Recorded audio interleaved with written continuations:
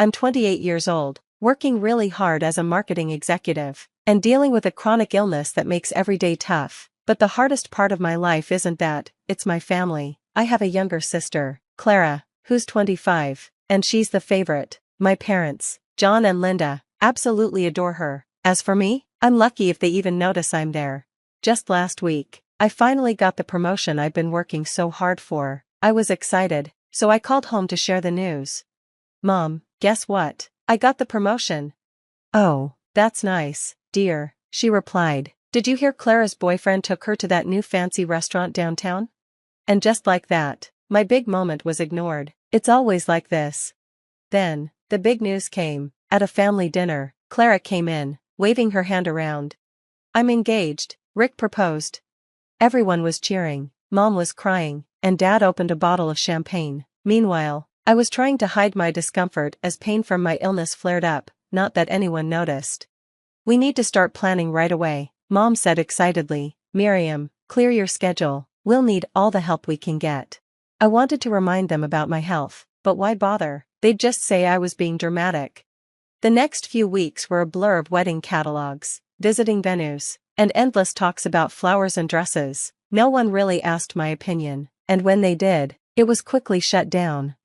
No, Miriam, we can't have lilies, Clara's allergic, remember? Of course, I remembered. I was the one who had rushed her to the hospital twice, because of it. But if I suggested something that didn't fit Clara's perfect wedding plans, it was immediately dismissed. One day, during one of those exhausting planning meetings, I decided to escape to my favorite coffee shop. That's where I met Ben. He noticed me struggling as I reached for my coffee. Are you okay? He asked, genuinely concerned.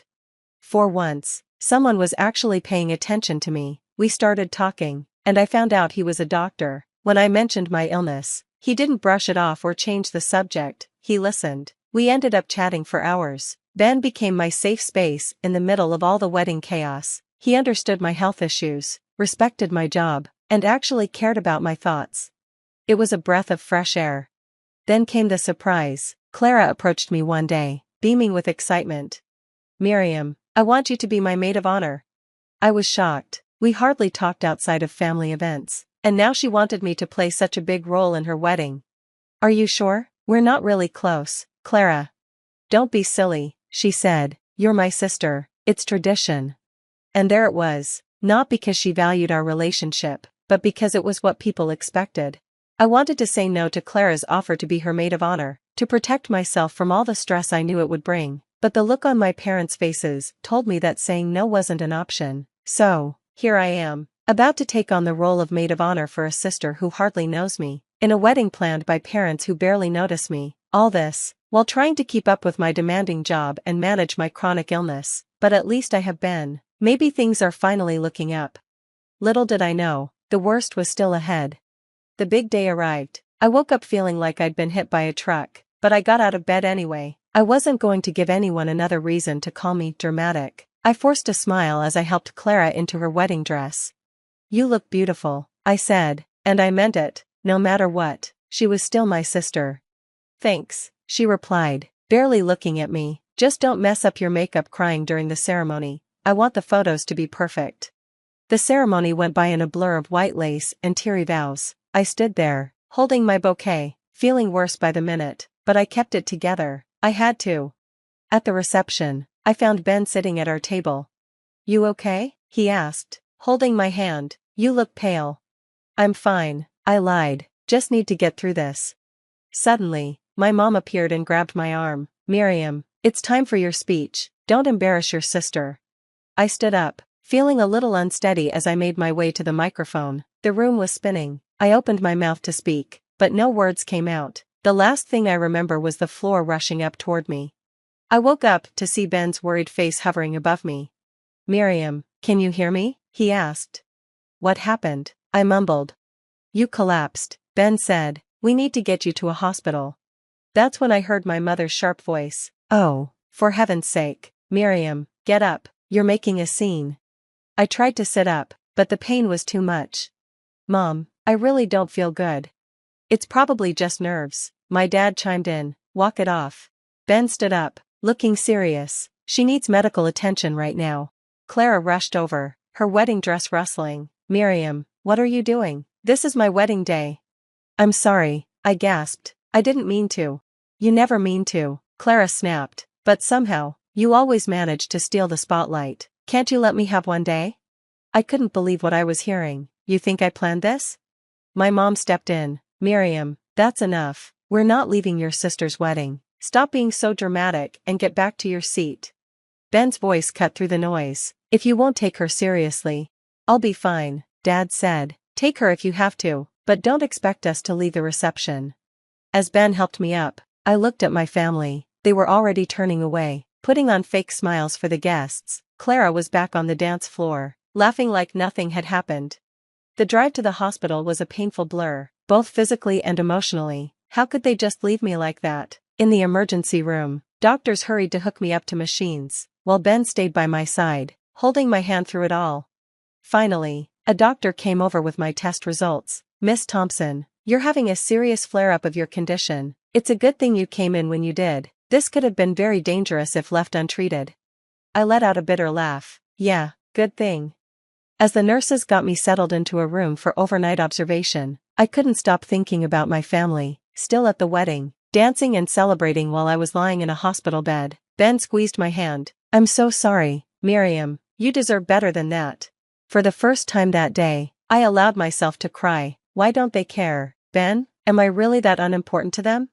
He didn't have an answer, and neither did I, but as I lay there, hooked up to IVs and monitors, one thing became clear: I couldn't keep living like this. I couldn't keep putting myself last for people who wouldn't even leave a party to take me to the hospital. As I drifted off to sleep, I made a promise to myself. Things were going to change. I just had to figure out how.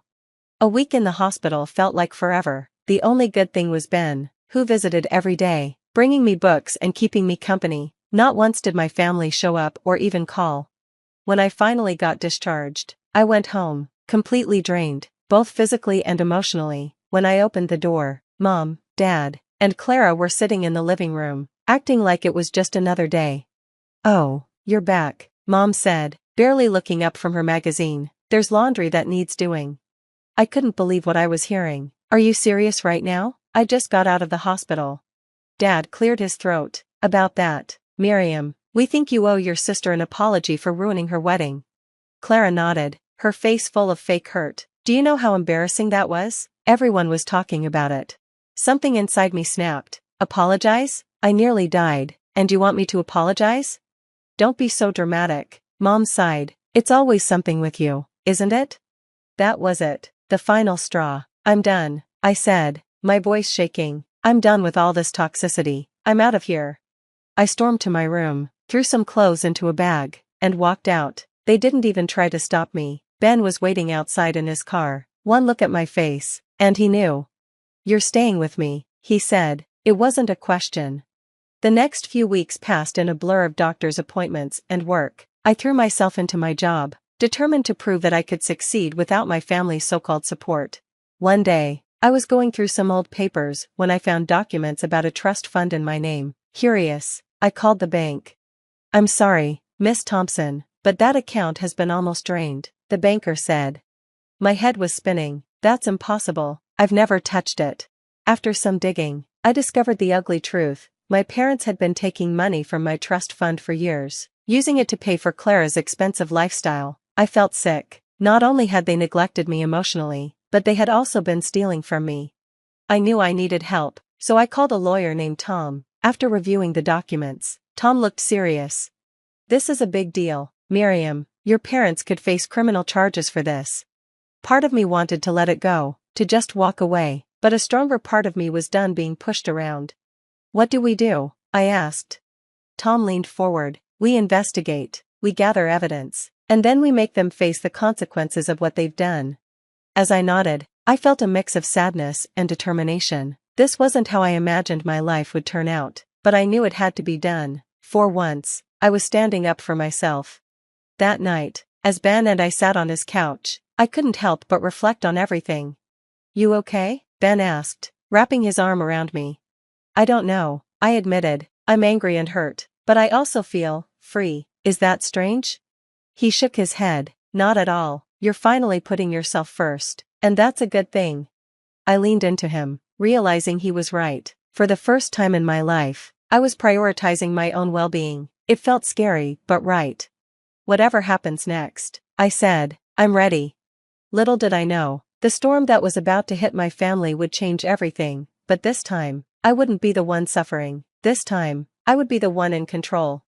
As the weeks turned into months, my life changed dramatically. I landed the biggest client of my career, putting me on the fast track for an executive position. The day I signed the contract, I thought about how my family would have brushed this off, but Ben, he threw me a surprise party. I'm so proud of you, he said, handing me a glass of champagne. You deserve this. Then, on a quiet Sunday morning, Ben got down on one knee. Miriam, will you marry me? With tears in my eyes, I said yes. We decided to have a small, intimate wedding, everything my sister's wedding wasn't. Meanwhile, Tom had been investigating my family's finances. One day, he called me into his office, looking grim. Miriam, it's worse than we thought. Your father has been embezzling money from his company to fund Clara's lifestyle. I felt sick to my stomach. What do we do? Tom laid out the options, and after a sleepless night, I made my decision. I anonymously tipped off my dad's company about the embezzlement. The fallout was quick and harsh. Dad was fired and faced criminal charges. Our family name, once respected, was now ruined in our community. Then I got a call from Mom. Miriam, please, we need your help. Your father, the company is pressing charges. I took a deep breath. I'm sorry, Mom, I can't help you. But we're family, she cried. Family doesn't treat each other the way you treated me, I replied, and hung up. Next was Clara. Her perfect life had fallen apart. Rick had left her, and without Dad's stolen money, she couldn't keep up her fancy lifestyle. Miriam, I'm so sorry, she sobbed over the phone. I didn't know about the money. Please, can we start over? Part of me wanted to forgive her, to be the bigger person, but then I remembered all the years of neglect, of always being second. I'm sorry, Clara, I can't do this anymore. I wish you the best, but I need to focus on my own life now. When I hung up, I felt lighter, like a burden had been lifted. For the first time, I had chosen myself. The day of my wedding finally arrived. It was nothing like Clara's big, over-the-top event, just me, Ben, and our closest friends in a beautiful garden. As I walked down the aisle, all I saw in Ben's eyes was love, no judgment, no comparison, just pure acceptance. I do, I said, my voice strong and sure.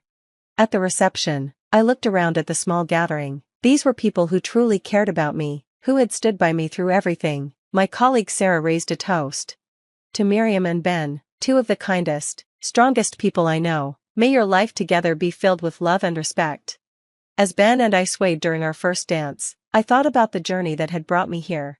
What are you thinking about? Ben asked softly.